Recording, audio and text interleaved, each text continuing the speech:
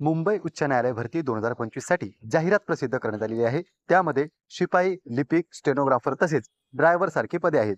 या परीक्षेमध्ये पेपर जो आहे तो ऑनलाईन पद्धतीने होणार आहे की ऑफलाईन पद्धतीने, हा प्रश्न विद्यार्थ्यांच्या मनात निर्माण झाला. तर पहा विद्यार्थी मित्रांनो, सुरुवातीला म्हणजेच 2023च्या पूर्वी परीक्षा जी आहे ती ऑफलाईन पद्धतीने व्हायची. सुरुवातीला आपण अर्ज भरत होतो. अर्ज भरल्याच्या नंतर शॉर्ट लिस्ट लागत होती आणि मोजक्याच विद्यार्थ्यांचा पेपर या ठिकाणी घेतला जात होता. मात्र 2023 मध्ये जी काही जिल्हा न्यायालयाची भरती आली होती तिथे 1,000 रुपये आणि 900 रुपये फी विद्यार्थ्यांकडून घेण्यात आली आणि त्या ठिकाणी सर्वांचा पेपर हा ऑनलाईन पद्धतीने घेण्यात आलेला होता.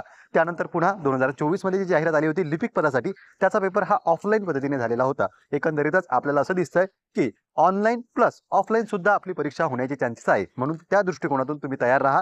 तुमची परीक्षा ऑनलाईन असो किंवा ऑफलाईन असो, पण मात्र जो पेपरचा पॅटर्न आहे तो सेमच राहणार आहे. म्हणून पूर्वीच्या प्रश्नपत्रिका पहा, त्या दृष्टिकोनातून तुमचा पॅटर्न ठरवा.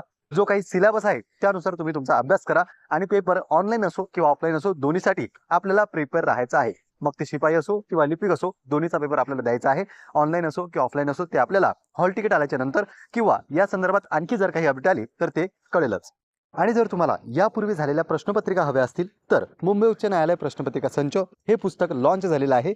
स्मार्ट स्टडी पब्लिकेशनचं विठ्ठल राऊतर सरांचं हे पुस्तक आहे. यामध्ये एकूण 70 प्रश्नपत्रिका आहेत. त्यामध्ये लिपिक असो, शिपाई असो, त्या आणखी सराव प्रश्नांचा देखील यामध्ये समावेश आहे. म्हणजे झालेले पेपर सुद्धा आहेत प्लस सराव पेपर सुद्धा यामध्ये आहेत. म्हणून जर तुम्हाला प्रश्नपत्रिका पाहायच्या असतील तर जवळच्या बुक स्टॉलवर जाऊन तुम्ही हे पुस्तक खरेदी करू शकता किंवा जे काही दिलेले नंबर आहे त्यावर सुद्धा तुम्ही कॉल करू शकता.